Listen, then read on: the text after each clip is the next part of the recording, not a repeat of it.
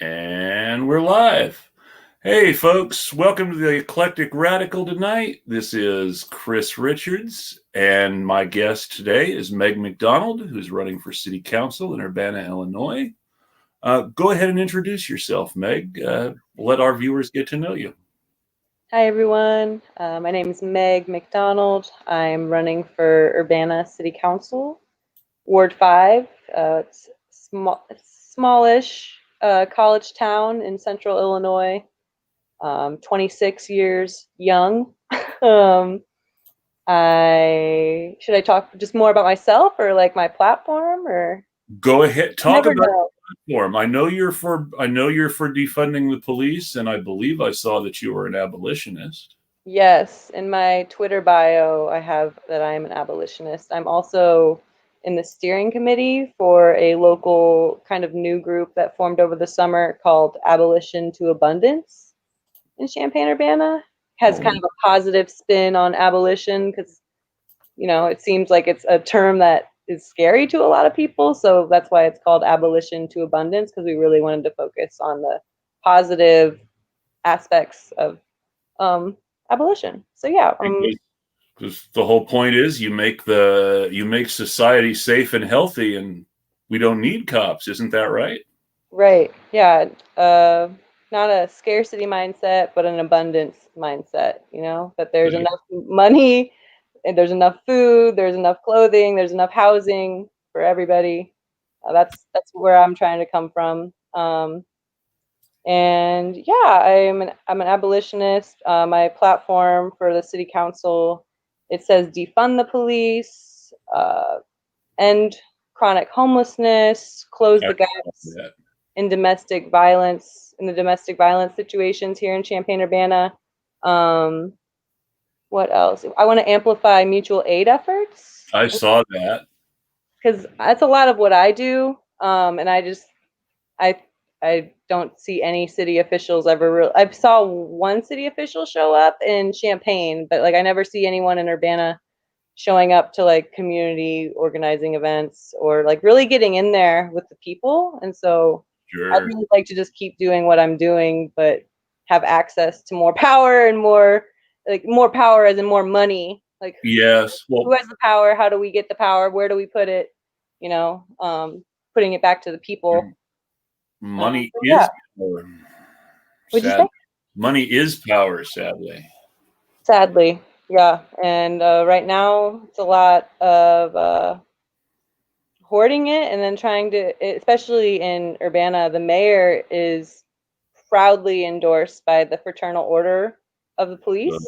So the police union here in Urbana, the Urbana Fraternal Lodge number 70, she was endorsed by them. She has basically made her whole campaign about 4 years ago, getting Urbana on the right financial track and making sure that the police and the firefighters have like a very safe, you know, pension fund. And so it's really not aligned with where we're at. I don't have any problem with her taking care of firefighters' pension. Right. No, I don't either. But yeah, firefighters actually in Urbana, Champaign, over the summer were very accommodating to our protests when we would shut down the streets. Like fires would happen and the firefighter, the trucks would go off and they would still like go around. Like, I don't know. Because then people like on the right or people with opposing political views, you know, they don't like being stopped by protests, right? Of course. And they always have a reason of why they need to get through right now and they can't wait the 7 minutes, which is the whole thing. You're supposed to be inconvenienced. You're supposed to be uncomfortable. And so it was really heartening and eye-opening to be like, look, the fire trucks are even going around us. So yeah. If the fire department is willing to go out of their way, what are you complaining about? No, I get it. Yeah. Yeah, we had a few traffic incidences in Champaign-Urbana where protesters were almost ran over. And your hometown crowd, well, home region crowd, have started to show up. Oh, hi, Bo. That's funny. Yeah, I haven't gone on to a lot of podcasts or shows yet, so I appreciate anybody who's watching me flounder through this. I also just got kind of chewed out by the mayor of Urbana, so I'm a little shaken, even though, I seem pretty brave in my public comments during the city council meetings, and then I get off and I'm like, what have I done? Well, you seem pretty brave in your tweets, but I mean, it's pretty easy to tweet. I know that. I do it a lot. Right. Yeah, it's yeah, it's easy to tweet, and then when you get there and it's your own voice, you're just like, yeah, I don't know. I think I'd honestly prefer if we went back to not right now in COVID, but I'm excited for the day we can go back to in person. It's going to be a lot different. Maybe not different energy, but amplified energy. So sorry, now I'm distracted by the comments. Mayor lied on public record yet again. Apparently, you had a very good night, Oh. according to fans. I mean, who can even tell anymore with our mayor? Like, there's such a distrust built that it's sad. It's embarrassing. Is it like the president, where you know that at least every other word is a lie about something, or is it not quite that bad yet? It's not that bad yet. And but take your it's pick pretty about close. which president I mean. Would you say one more time? Take your pick about which president I mean. Yeah, it's not looking good either right now. Well, I have fairly strong feelings about politics. I will admit it. I'm a crazy anarchist. I want to see less intrusion into people's lives and more taking care of their needs. Because why have a government if it's not going to take care of us when we need it? I don't know. I honestly have no idea why we would pay money into something that isn't able to take care of us. Even the systems that we have now that people are referred to, or they fall short, or they're not comfortable, or they have too many hoops, or it's means tested. Which creates the hoops, of course. Yeah.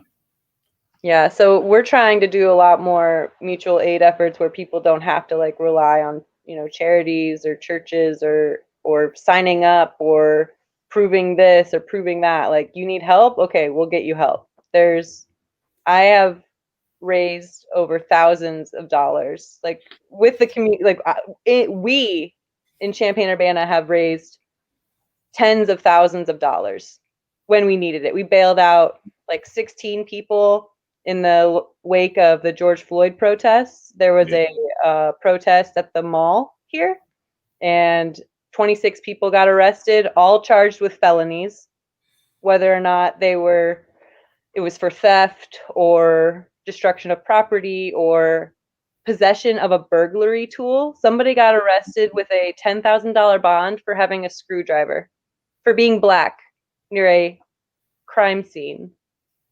So these people were completely discriminated against, mass arrested, were held in jail for 2 days because our government, our local government, and our police were so afraid of the protests, the riots being carried into the next day, that they shut down the courthouse so that there were no workers inside the courthouse, because they were afraid the courthouse was going to be vandalized or something. And it wasn't vandalized. We had one of the biggest protests Champaign-Urbana has ever seen. That's what happened. It was non-violent or whatever, but people, it was violent because people were sitting in jail. My friend was sitting in jail because she went to that protest. She had to sit in jail for 48 hours instead of the 24 hours that you have to sit before they post your bond, before they post your price of freedom. And so, that was a really crap incident that happened over the summer that we're still dealing with, because we had to raise money for people's lawyer fees. We didn't have to. We wanted to raise money for people's lawyers' fees. A lot of people that were there at the protest, there was property damage at the mall, but people were just trying to take advantage of a traumatizing national event. Like people were like trying to get diapers for their children, and they end up getting arrested and charged with felonies and still dealing with it months later. Like now it's January and that happened in May. So yeah, I mean, my main point, I guess, is that there's like no scarcity of resources, but we don't have the system set up through our government to connect those resources directly to the people. Well, Sorry, that was a very long-winded answer, but I get so heated about what happened in May.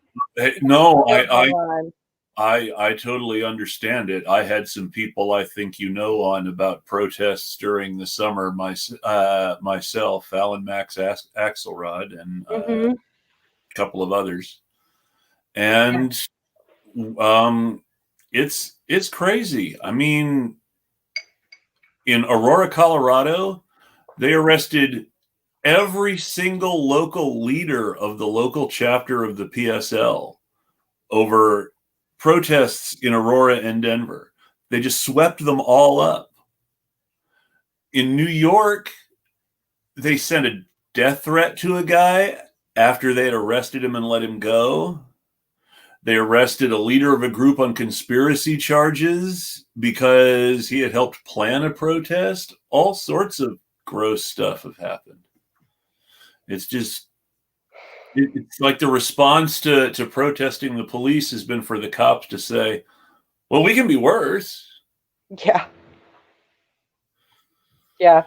That's basically what happened tonight at the city council meeting. I was talking about how the mayor misconstrues facts to suit her agenda, and how Champaign police have killed people and Urbana police have killed people. Those are facts. And I guess it's I mean, no, I wasn't wrong, because all she had to say, she was upset that I said that. She said the Urbana police haven't killed anybody in 25 years.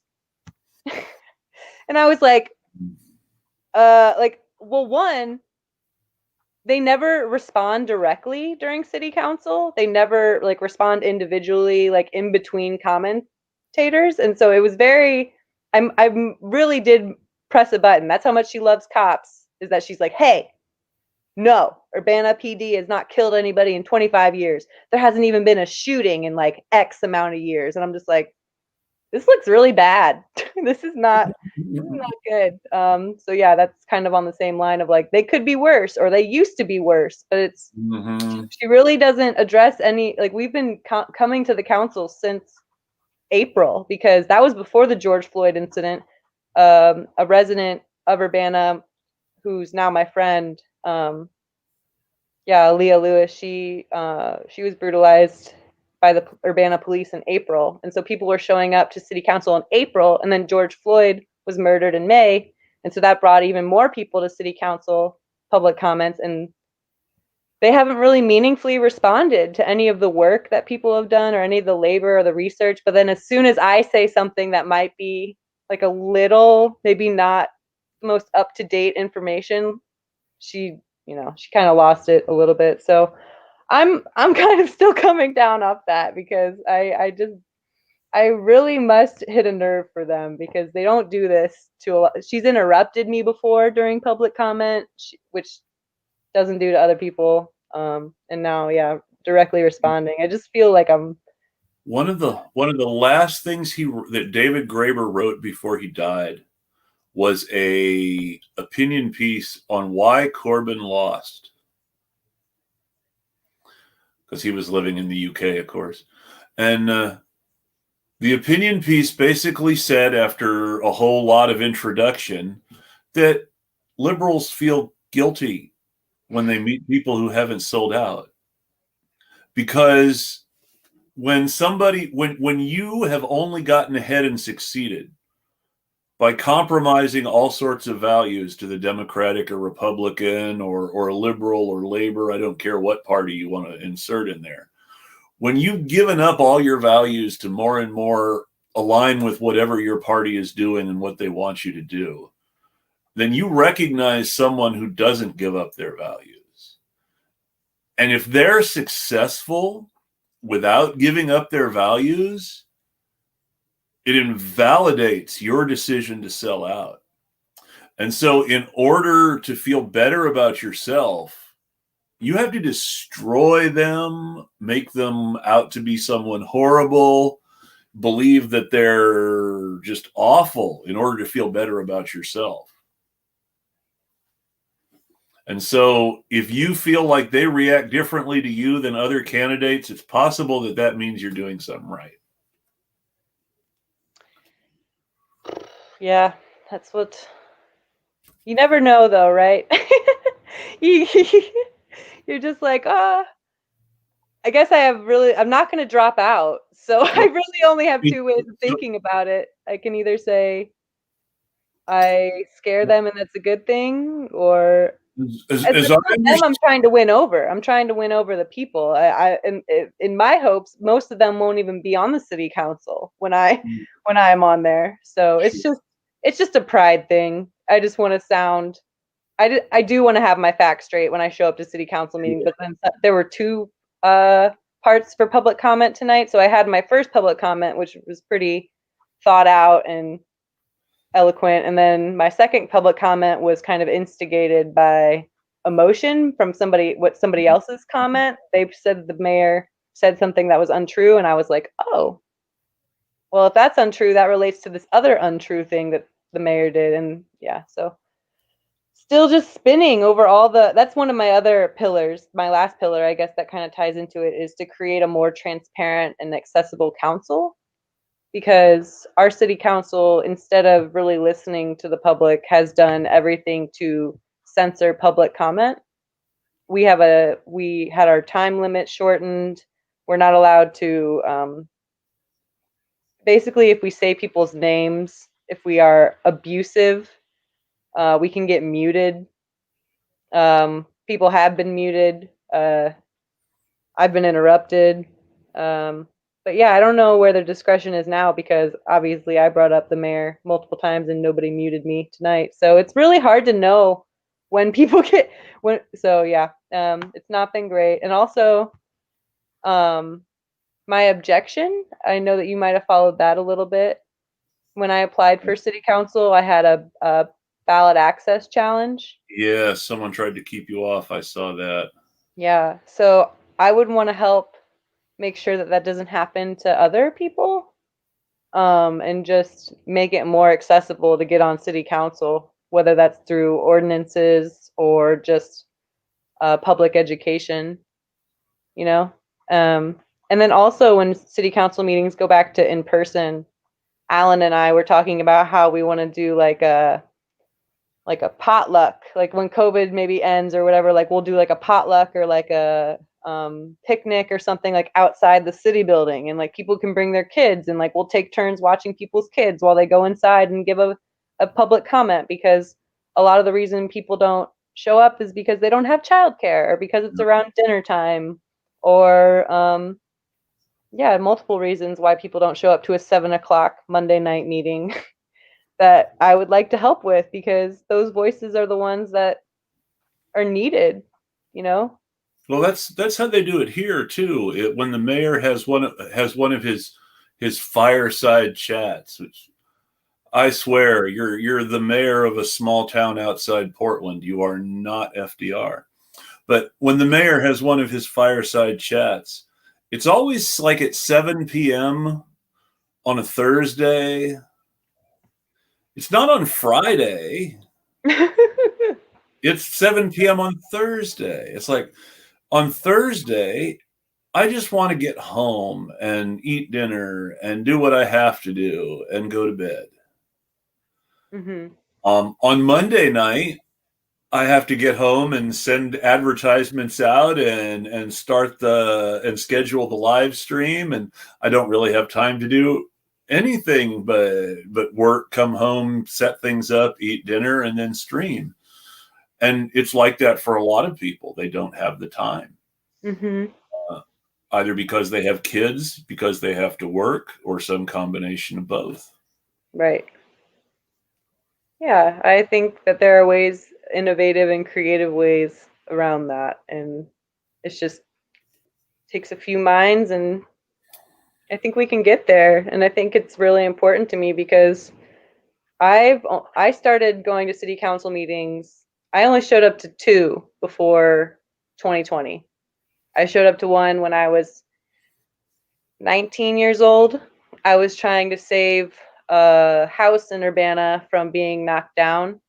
It was a very historically significant house, but also like a sentimentally significant house to me. Had a lot of paintings on the inside, had been like inhabited by Urbana artists for over a decade and a half. It was a very unique house, but also had historical significance. Yada yada. Not that important. Point is that I showed up when I was 19 to the city council meeting, and then I showed up when they were approving whether or not cannabis would be sold in city limits or not. And because I cared about those two things, and I care about a lot of things, but for some reason those two just really got me to go to city council. But 2020, I started showing up because I saw a police harassment incident on my street, and that's actually how Alan and I met, because we both saw the same incident and we shared video footage of it, because it was very traumatic just for bystanders. I can't imagine being the black man that they stopped and pulled a gun on, and then 13 cop cars showed up on my street. And it wasn't even the guy they were looking for, and the guy had to sit down and like hold his head in his hands, because can you imagine having 13 cop cars show up on you and having the cop pulled a gun on him and was like, "Wait, stop." And like the guy was like, "What?" Like, cuz he's not, it was just, a black man in a hoodie. Yeah. And that's what happens. And so I started showing up to city council meetings in 2020 because of that. And then the police brutality of a young woman, Aaliyah, like I mentioned, my friend, that happened. So I started showing up after that. And because I saw other people participating in public comment, I got the courage, even though I'm shaky right now. Like I'm nervous. I'm a extroverted person, but I'm not super confident always in what I'm saying.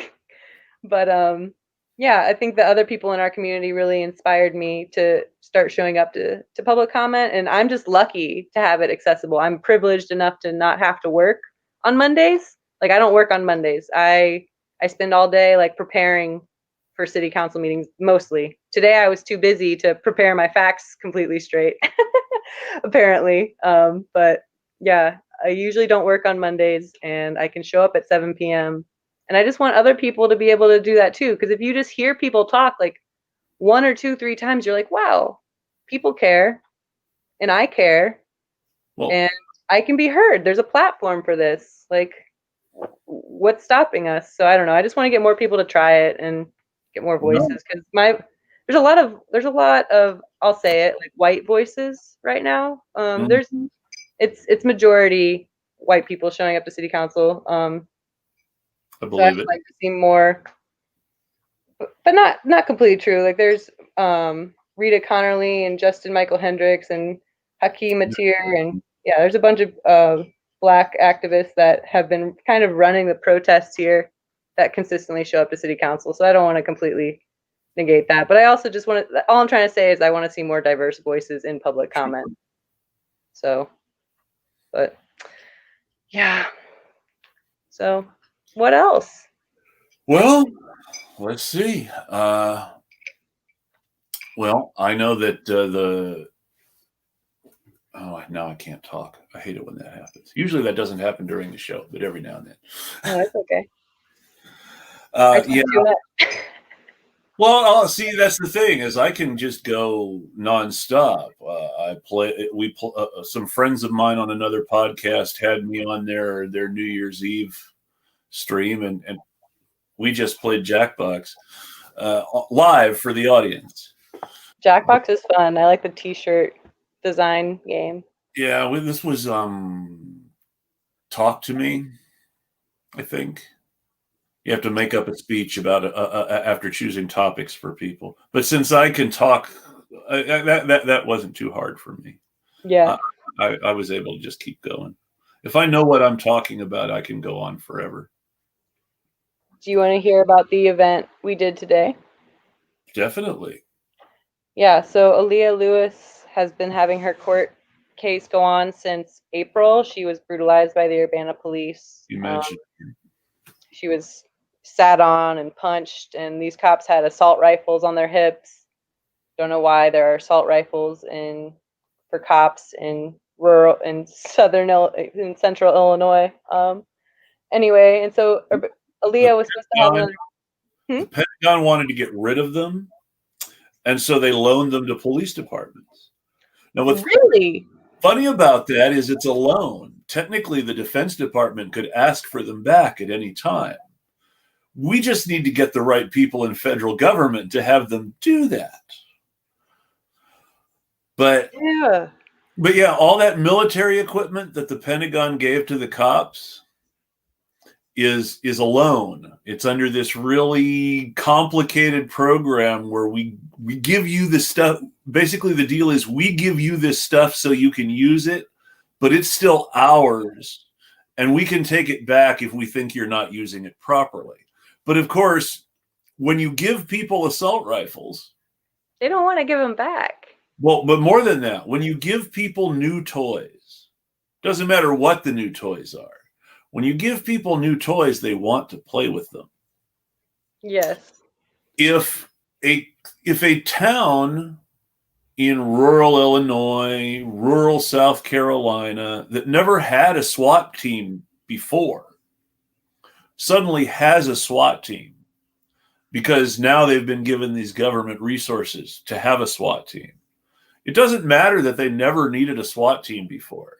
They will find something to use that SWAT team for because now they have it and they have to justify having it. Assault rifles are the same way. Yeah, that's how I feel about the whole police budget. Well, and that's the thing. The police budgets have just been going up and up and up since the 80s. Yep, by like 10 to 20 million in Urbana, everywhere. Now, I don't know what cops get paid in Urbana. It's probably not the same scale.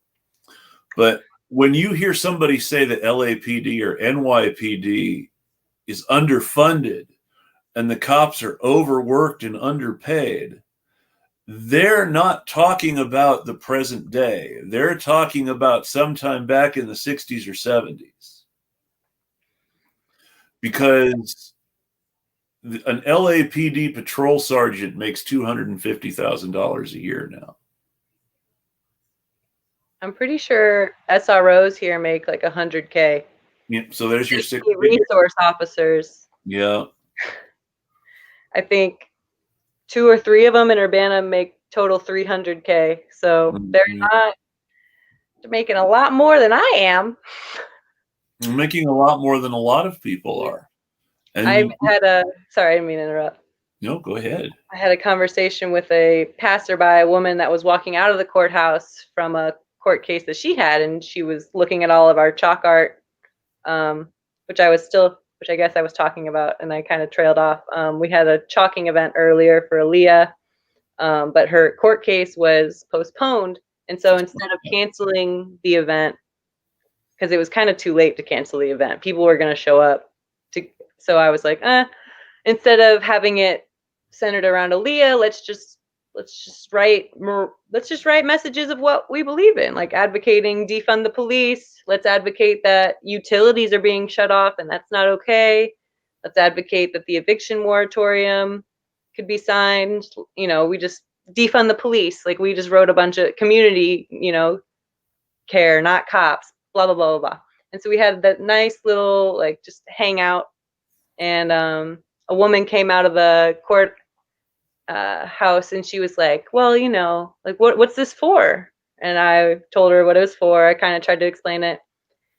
And she looks at the defund the police one and she's like, well, not all police are bad.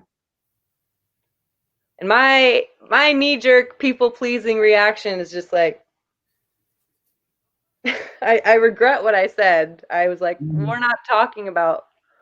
I was like, I'm not saying all. I think I said I'm not saying all police. I just immediately pacified the situation, and but then I did engage with her. I'm like, we're talking about how the police budget is super inflated, and that it's 150 times more than the social service budget, and she's like, yeah, their water isn't being shut off. Like, none of them are getting evicted. And I was like, see, we do agree. Like, exactly.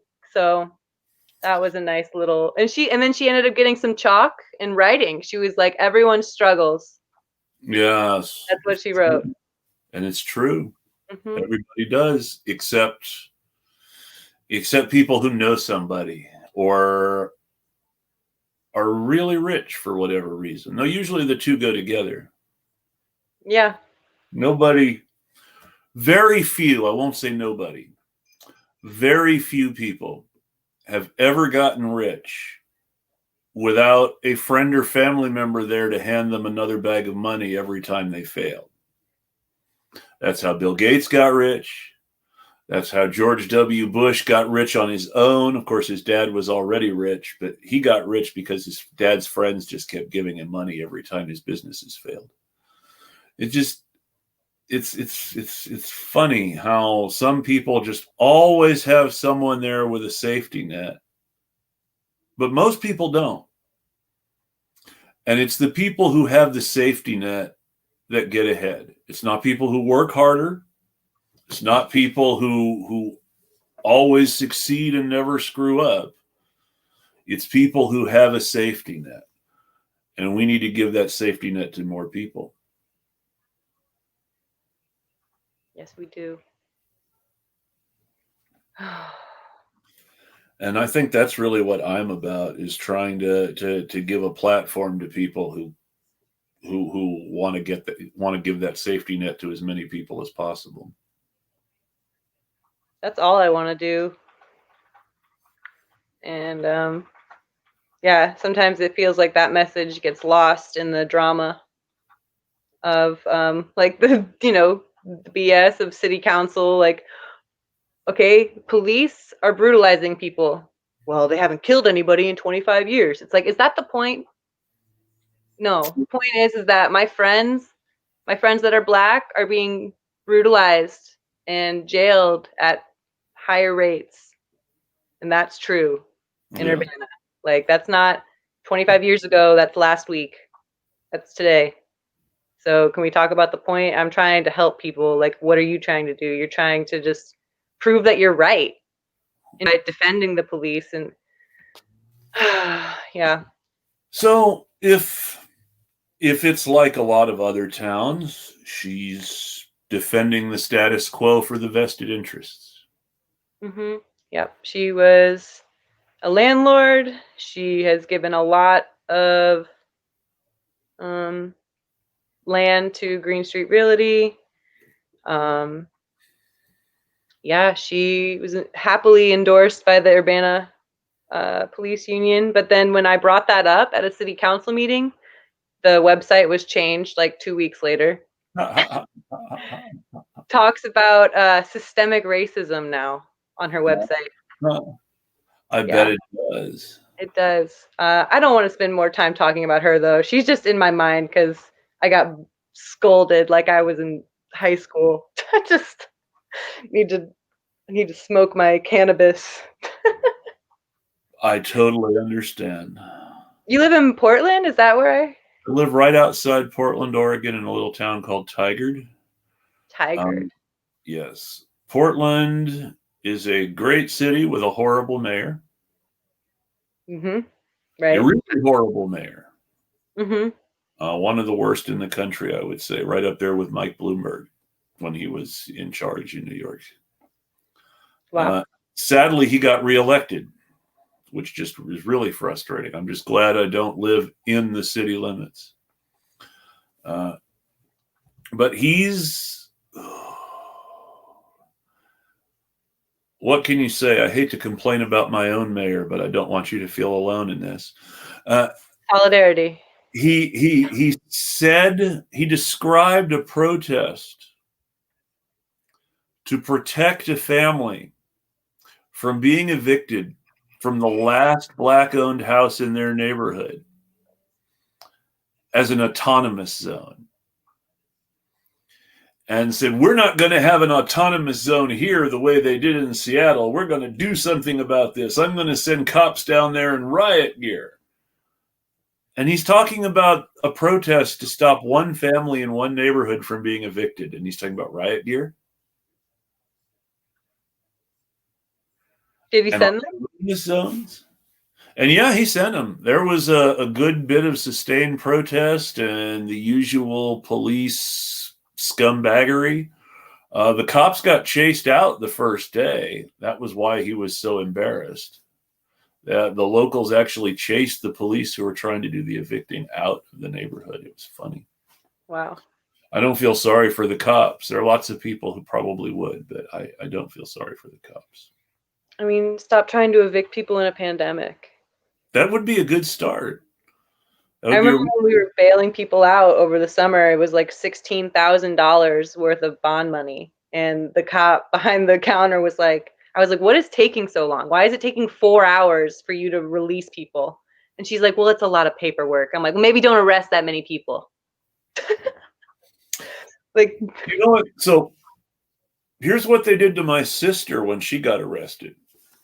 Now, mind you, my sister is a white girl, so we're not even talking about somebody, quote unquote, vulnerable. We're talking about standard run of the mill, pretty white girl that you would normally think the cops would be nice to. mm-hmm. When she was released, they let all the prisoners who were scheduled for release out at 2 a.m. If there wasn't someone scheduled to pick them up, or if they couldn't afford to make a phone call after they were let go, who knows how long some of those girls were hanging around until they could get a ride. And this was, I hate to sound sexist, but this was a bunch of girls at 2 a.m. in the part of town they have the county jail in. It's not sexist. It's misogyny. It's why women can't walk out at night. So yeah, I totally agree with you. Our jail is in a really dark part of Urbana, and that's what the Champaign County Bailout Coalition does, is like arrange rides and like have chargers and snacks and water and people there for you, because when you get out, all you get back is what you came in with. And if your phone's dead, like, you're not going to hang, especially in COVID, you're not allowed to just hang out in the lobby, charge your phone. You got to get out of there. So yeah, doing stuff like that. Like, I had never done a bailout before. I'd never consistently showed up to city council before. I'm from a really rural part of Southern Illinois, and politics is not even, I mean, the mayor's a joke. Like, the mayor's just like, you're the mayor. Like, it's not really, I mean, as far as when I lived there, I don't remember anybody ever talking about local politics. It was a 3,000 population town. How big's your town? In a 3,000 population town, I'm trying to remember the numbers. I'm willing to bet that they elect their mayor every year with like 200 or 300 voters tops. Probably. It's and if there are only 200 or 300 regular voters, think how disenfranchised most of the people in that city are and how little they're going to have to say about politics. Yeah, sometimes I dream about going back and wrecking havoc, just being like, where's the city council meetings? Who's on the city? Is there a city council? Where's the public input? Like, I dream about it sometimes, but my hometown is very, it's embarrassing to me at this point. We were on John Oliver. I'm sorry. Yeah. John Oliver was making fun of us, so that's even double. We have a slur for our mascot. And then also, when the George Floyd protests were happening, they had a senior day parade. It was an unofficial, not high school sponsored, but it was still like the parents were there and the seniors drove their trucks and had like Confederate flags. And like, the video got like tens of thousands of views on Facebook, on top of already being in John Oliver like 2 years ago, and then having like national organizations come and visit. It's just, yeah, it's called Freeburg. I don't really want to go, I guess I've already gone into it, but yeah, that's where I'm from. And so I guess I just bring it up because my experiences of being a closeted queer person And also, I'm a recovering alcoholic, and so I'm almost 1,000 days sober. And so just like living there, and I was an alcoholic then too. I drank since I was 14, being queer and being closeted, but not even like really knowing that I was queer back then because I'd never seen it. I'd never seen representation. And so, yeah, I just think about Freeburg and like how far I've come Yes. as far as like leaving there.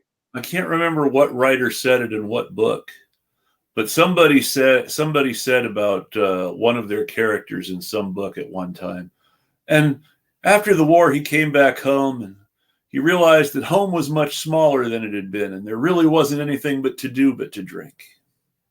Yeah, I've heard that before. I have to remember that. I have to use the restroom. Is that like, can I like stop my camera for a second and go like leave the room or something? Absolutely. I can monologue for a moment, so that's cool. Cool. I'm sure they'll all prefer your monologue. I'll be back. All right. Hey, folks. I did promise to talk about the Democratic Party some. I wanted to explain, for those of you who don't know, why it's so frustrating and why it feels like Congress people get co-opted. I'm not going to go out on a limb and say that everyone in Congress is completely irredeemable and none of them are ever going to be on our side. But you really have to understand how the Democratic Party in Congress works to understand why it seems like Congress people are so unreliable. Elect them, they sound great, and once they get there, everything changes. It's because of the way the money works. Now, back in the day, of course, the corporations gave money to Congress people directly, but they don't do that in the Democratic Party anymore for a variety of reasons. Number one, the Democratic Party has a rule that says no direct corporate donations. So the corporations hide everything through PACs. And then, of course, it's become popular for Democrats to say they don't take any corporate PAC money because that gives them more credibility with voters. But when we talk about corporate money and corporate PAC money, the first thing you have to remember is that a freshman congressman spends 40 hours a week cold calling on a donor list to raise money for the DCCC. And those calls include calls to corporate donors. And those calls include calls to the sort of people they would never take money from themselves. It's because the DCCC is a corporate PAC. And if you understand that the DCCC is a corporate PAC, then everything else makes more sense. And we'll get back to this at the end of the show, but that's something to think about right now. Welcome back, Meg. Thank you. Yeah, that's my little speech about why Congress sucks. And pretty much it's true. You have to get money out of politics, but what would happen if you really did? I mean, if you really got money out of politics, what would happen to the Democratic and Republican parties?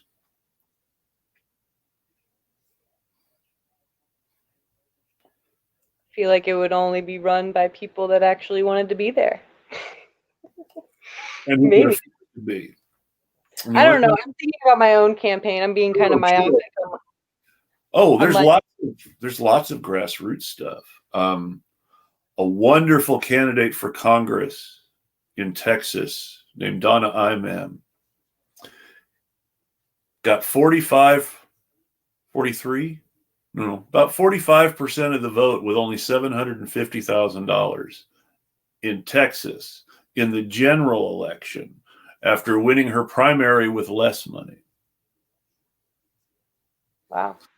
So no, it's not everybody. But as I was saying, one of the first things they do when you get to Congress is they put you in a room with the other freshman congressmen calling donors 40 hours a day. So you're not even spending as much time in Congress as a freshman as you are calling donors for other people in Congress, mostly the DCCC.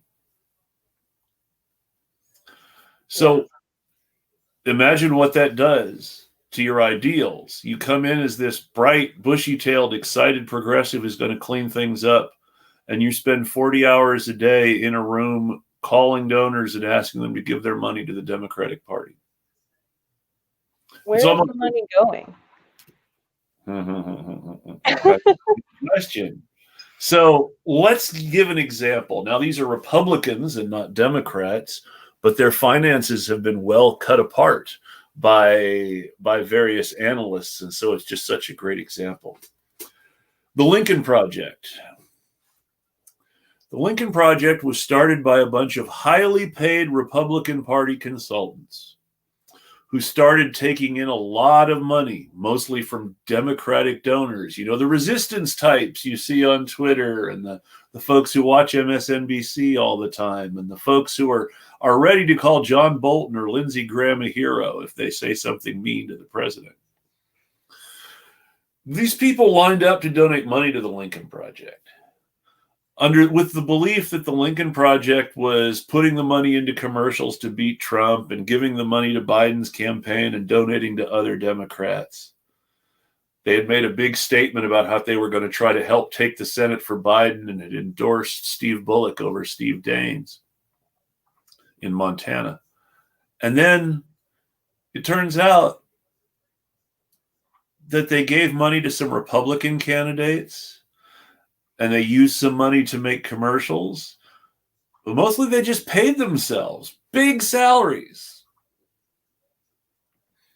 So when you ask where the money goes, well, all these high-priced Democratic consultants, these political strategists that you're always seeing talking for the Democrats on MSNBC, they don't work for free.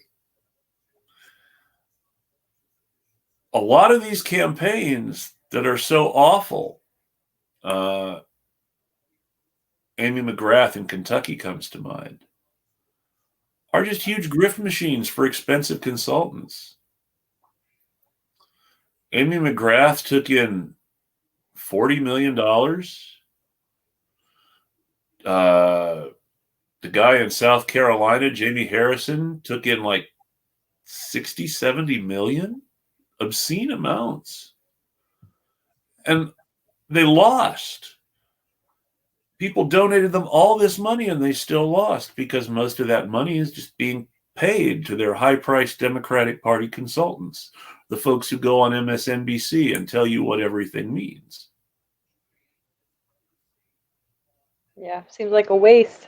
I can't even collect money for yard signs because I feel so gross about it. I'm not gonna have yard signs because they're $750, and if I spend $750 on one-time use yard signs, I'm gonna vomit.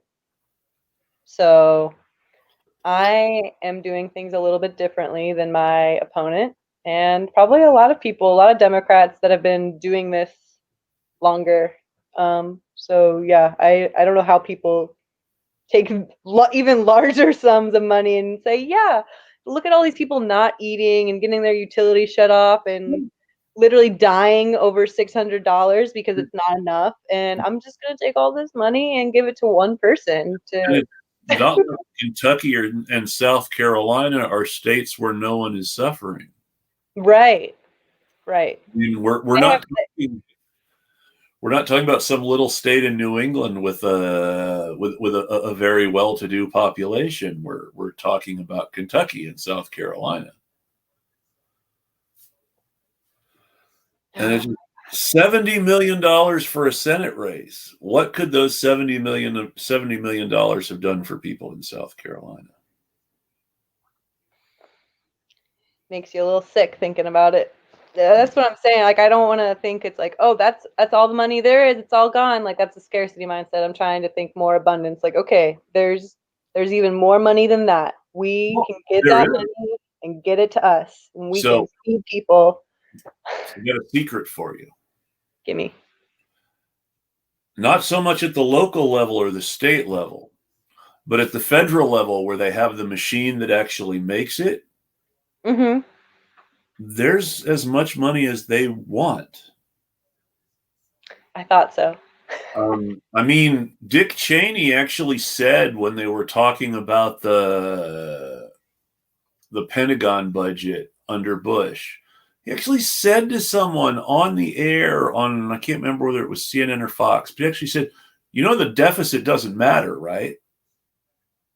This is Dick Cheney saying this, a Republican, totally taking the lid off the secret for everybody. And the media ignored this. This happened when Bush was president. And the sitting vice president says, you know, the deficit doesn't matter. And he's the Republican Party of fiscal discipline. And then Obama comes along and we can't afford anything? We can afford more police. Afford more police? Afford more, you know. They spend as much money on war as the Bush administration did. Expanded wars into new countries. Got Ethiopia to invade Somalia. All sorts of fun stuff. A lot of it is stuff that people don't even know about in this country because all they know about is Iraq and Afghanistan, and then under Obama they know about drone murders. They know about the Honduras coup and some and some of the stuff that we tried to do in Venezuela. But they don't know that we paid off Ethiopia to invade Somalia. I mean, most people don't know that. I didn't know that. I will be the first person to say when I don't know things. No, and I always try to teach everybody something every night. So yeah. Cool. Clinton did the same thing. He paid off Rwanda and Uganda to invade the Congo after Mobutu died. And it just, nobody knew about that then either. That wasn't widely reported in the U.S. that we were behind the war. There was talk about the Civil War and about other countries intervening, but people weren't going on the news and said, yes, and the evil U.S.-backed war in the Congo has gone on for another year. You didn't hear that. Speaking of things that no longer have media attention, the Nashville bombing. Mm-hmm. What? My sister lives in Nashville. So when I heard that, like I dropped to the floor. But then I realized that she had traveled to Illinois for Christmas. Also, I don't have confirmation of this, and it hasn't been reported since. The original story that my wife and I saw was actually saying that he had a loudspeaker going on telling people to stay away, like he just wanted to blow up the property but not hurt anyone. I heard that. I saw the video and heard the speaker. It said, please clear the area. It was very spooky, very apocalyptic, because it was just so, yeah, I mean, sure, maybe he didn't want to hurt anybody, but I don't know if I'd never even because the media didn't report on it, and then I just knew my sister's not hurt, so I never looked into, did anyone die? Did anyone get hurt? 2 people were injured. No one died.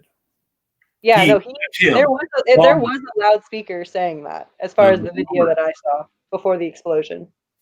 The bomber was the only fatality, and he appears to have intended to die. But he had a girlfriend, right? Not saying that cancels out people wanting to die, but hey, plenty of suicide bombers have families.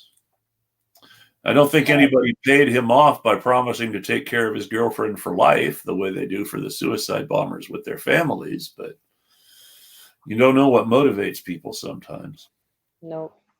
I mean, I can see people, I can see lots of normal people going really nuts over some of the things that have happened just this year or just last year. And sometimes I'm amazed that people aren't going nuts like that. I mean, in Bolivia, they took their country back. In Ecuador, they forced their president to repeal a law they hated. In Peru and Chile, they basically made their governments do what they wanted by protesting enough. And we're all sitting here at home. I mean, not everybody, obviously. There are people protesting. I'm not saying there aren't.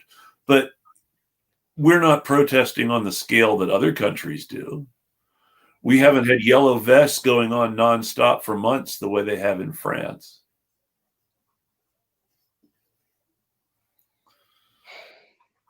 And it's amazing more people aren't crazy.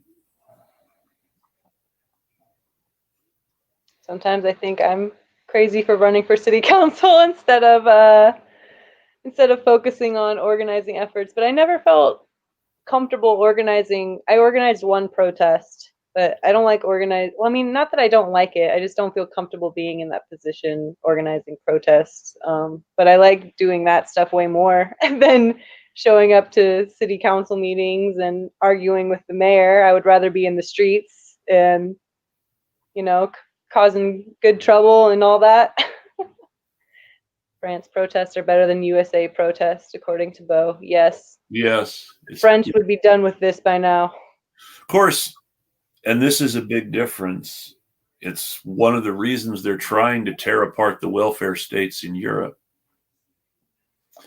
The French get paid when they're not working. The way their social security system works, after you graduate high school, you get paid to travel for a year to decide whether or not you want to go to university. If you go to university and you qualify, then you get paid to go to university. After you graduate university, again, you get a year before you before you get a job, and then they pay unemployment. The unions pay people to strike. It's all just on a level we don't have here. By design. By design. They keep us as busy as they can and as tired as they can, as they can. Yeah. Sometimes I think that this is just maybe a waste of time and energy. And like it's just keeping me busy instead of focused on like abolition, but maybe I can do both. Well, I mean, you have to have power to make policy changes. Right, and I don't have any power right now. I only have. Actually, no, that's not true. Because I have the power to upset the mayor. Yeah, and I have the power to have people in the Democratic Party conspire against me. People that are like twice my age and that have been doing this for way longer and like know that I'm just like a community organizer trying to run for city council. And the fact that people have gone to the lengths that they have to try to keep me off the ballot, to try to interrupt me, to try to belittle me or invalidate me.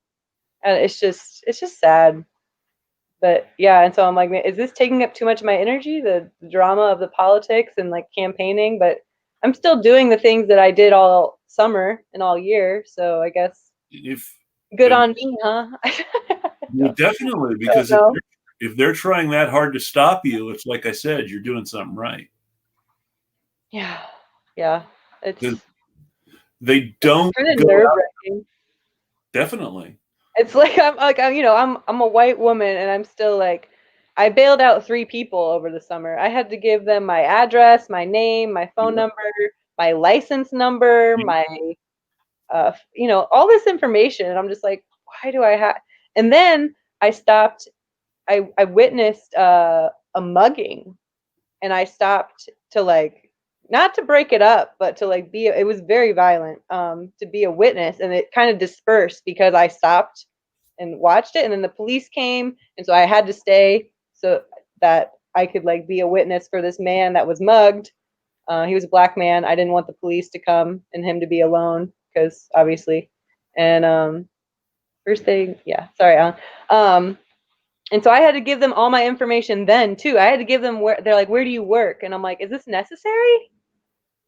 Like, I don't want you to know. Like, I don't like, and now with this objection, with the objection that happened 2 or 3 weeks ago, Yeah, my address was definitely like kind of all over the internet for a second. So I don't know, just And I just want to fight for what I believe in without being afraid for my life. well, I mean, we're in the situation right now where you almost have to be afraid for your life, even if you're not fighting. So you might as well fight. That's true. Have you seen? I was gonna say amen and a woman. Have you seen that today? I didn't click on it, but I mean I don't have to. Like that's been a joke, and then if that was actually sincerely used during a church service, I am blown away. Did you see that? I didn't see that. It's like a No. black preacher, and I've heard that joke. Like it was like in Fresh Prince of Bel-Air, like 20 Yeah. years ago. It was like Yeah. amen, like a woman, and I guess so. I just saw Ben Shapiro posted about it. It was like it's the end of time if we're saying amen and a women. Yeah, well, as much as I hate to make fun of a stranger's marriage, Oh no, you we- know, we're talking about someone who thinks it's normal for his wife to be dry down there. yeah, he doesn't know what the end of the world is. I don't trust his opinion much, but I do follow him just because you know, maybe it's not healthy. I saw a good take on why you shouldn't follow um people that maybe like have like inaccurate information or like opposing or like completely opposing viewpoints. Like it's not as helpful as you think. Mhm. So that's just I don't know. I don't follow him on Twitter. I just follow him on Facebook. Well, Enough about him. I periodically follow people who I definitely don't like in order to troll them. I will admit. Right now, it's Matt Iglesias. Uh, Um, and and I added the majority report folks just today. But yeah, and yes, Alan is right. First they ignore you, then they belittle you, then you win. Yeah, Exactly. I'm in the um belittling phase. Well, So I guess February 23rd is the election, and it's also my partner's birthday, so that's pretty funny. that, Maybe it's a Tuesday, February 23rd. That's that could be a when I'll good find omen. out. I don't know. I'm hopeful that I'll win. I think you deserve to. I've enjoyed our conversation, and I like what you have to say, and I like that you got the mayor to go on the record with enough lies that people could pick apart. That's always a good Yeah. plug. The mayor also went on record during the summer, during a the role of police panel, where it was both the mayors, the chief of Champaign Police, and then like four amazing abolitionists. And I guess the mayors didn't know that they were abolitionists, but they're professors. They came with straight facts, put the pressure on them, and they were like, and the mayor ended up saying that she was all for reallocating police funds and that the police would be the first to say that they would share the load of the responsibilities that they you know hold right now. And so I've been just holding on to that quote for a while because it's like we haven't amended the budget at all. So on top of clapping back at her next week of why she feels the need to individually respond to me, I'm going to also be like, when are we amending that budget? It was approved in the summer and now it's January and we're going to be talking about the next budget pretty soon and we've already told you we don't like this one at all. So anyway, let me bring up some stats for you. I'm sure Awesome. you already saw them, but uh,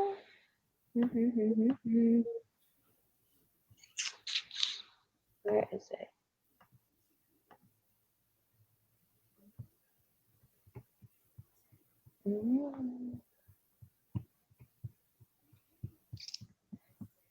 It's just about our police budget.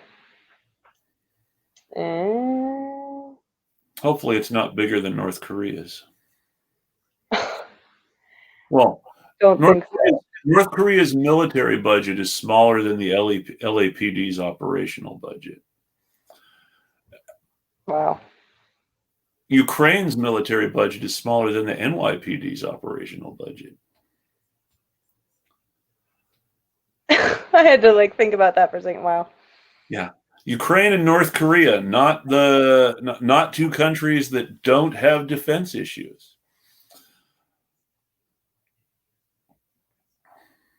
Yeah. Here So it is. how does the oh yeah, thanks, Alan. Yeah, I pulled it up. Cool. Yeah. So all funds for Urbana is $48.8 million. The police department takes up 20% of all the funds. At the proposed budget, small number of $11 million, $11,197,190. And then out of the general operating funds for the city, that's 34.3 million of the 48.8 million. So the police take up 32% of that, while the social services are only at $75,000. Yeah. And we still have cash bail, and we still contribute to the homelessness rate here by arresting people for trespassing charges. We try to criminalize food pantries. We took away chairs from homeless people. They used to have recliners underneath this train railroad tracks, and they took them away. 3, now 2. Sorry, I'm looking at the comments. I see. Alan could probably talk more about when they took the chairs away from people without homes. Yeah, we criminalize so much here, and then we give we say that we're doing it in the names of public safety, but crime stopping is only a third of what the police do here. Yeah, we also have the U of I police, the UIUC, University of Illinois, Urbana-Champaign. They have a huge police budget as well. I bet. And their jurisdiction is really confusing. It basically, they can go wherever they want. They don't have to just stay on campus. And so it's really, we're hiring people outside of Urbana to become Urbana police officers. And then we're hiring basically newly graduated U of I alumni that maybe participated in the safe. Have you ever heard? Well, I guess you haven't heard of it. It's called Safe Walks. It's basically indoctrinating people into being police officers, being like, hey, it's important to keep people safe, and this is how you do it. You are called and you monitor them, and I don't know. There's just basically there's propaganda for becoming police through they the have university. Police explorers and Boy Scouts. Right. 4 police departments, all for a population of $120,000 or 120,000 people. Sorry, it's getting late over here. 4 police departments. Here too, but that's 4 police departments for less than 200,000, less than 150,000 people. We had 1 police department in the city of Upland, California for 66,000 people. But mind you, this is an urban sprawl where every town is up against every other town. And even though it's 66,000 people, it's 66,000 people right next to 30,000 here and 100,000 here and 90,000 here. So it's all broken up in funny ways. It's like Southern California is like Chicagoland, where one suburb piles up on another and you can't really drive very far between 2 of them. Right. You know what I just thought of really quick before I sign off? Freeburg, the town I'm from, has a very small police department, obviously. Would only have 1 to 3 cops patrolling at any time. The towns surrounding them are no cop towns. Yeah. I'm thinking about how those towns don't necessarily have better people or less crime or less drugs or less violence or less rape. Like they just have less systemic issues and less police violence. I mean, not less systemic issues. Like there's obviously like poverty and sexism and Sure. generational trauma and all that stuff. But like as far as like racism, a lot of people are white where I'm from, and I'm just thinking about how like there it's like it's not any safer there, but like there's not police brutality, there's not shootings, there's not because the police aren't there. Yeah. Anyway, No, I don't know. It's not a novel thought. I was just I know what you mean, because if you think about it, you've probably got a lot of little towns in mostly white parts of the country where they just figured they never had need for a lot of cops because they didn't really have anybody to control. Because of course, that's what the police are for, is to control the populations that need to be controlled. yeah. So then all these people think I've never had a bad experience with the police. It's like you've just had zero experience with the police. You haven't had any experience with the police unless maybe they came to your classroom in school like they did, like For they dare. do. Yeah, We know how great that program worked.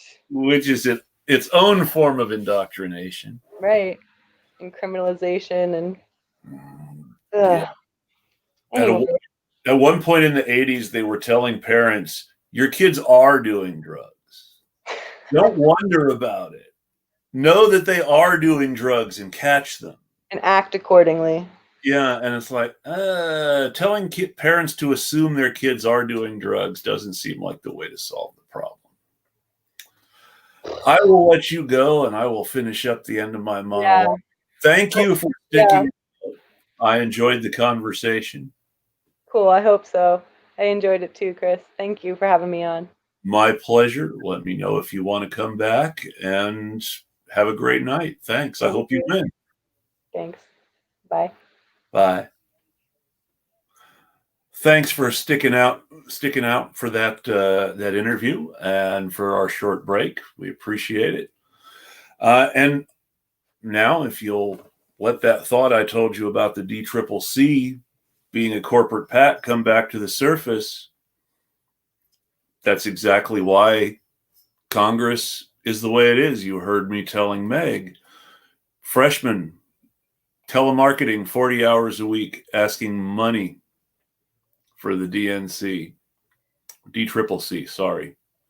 You spend all that time asking for DCCC money from people you don't know, and it's that much easier to say yes if a Nancy Pelosi or a Steny Hoyer or the DCCC offers you money. After all, you did all that work getting donations. You deserve something, and then you've taken the money, and then you're in. I'm not saying that anybody has taken that money, but it becomes a lot easier to take it when you've asked for it. And the reason that I know this is because AOC spoke to the Intercept about it, and they ran this information. So AOC told people about it, and now AOC is close with the party. Now, whether she actually sold out or not almost doesn't matter, because the process of doing the work for the party gets you used to listening to the party and gets you used to doing the party's bidding. Works the same way in the Senate. The DSCC is a corporate money machine. If you take DSCC money, you're taking corporate money. So any senator who tells you they don't take any corporate money but takes DSCC money is lying. Congress is the same way. If you take the DCCC money, you're taking the corporate money. If you take Nancy Pelosi's PAC money, you're taking corporate money. You take Steny Hoyer's PAC money, you're taking corporate money. You take money from Seth Moulton's No Labels PAC, you're taking corporate money. That's where do you think the PACs get the money? There's only so many grassroots donations going around, and the centrists aren't getting them. There's a lot of corporate money involved, and that corporate money goes through the party. And that is why people talk about the Democratic Party taking you over instead of you taking them over. If that money went away, the Democratic Party as we know it now would not exist anymore. And that's my last word for the night. I want to thank you guys for sticking it out. I want to thank you for your patience, and I will be back next week. You guys take care. Bye, folks.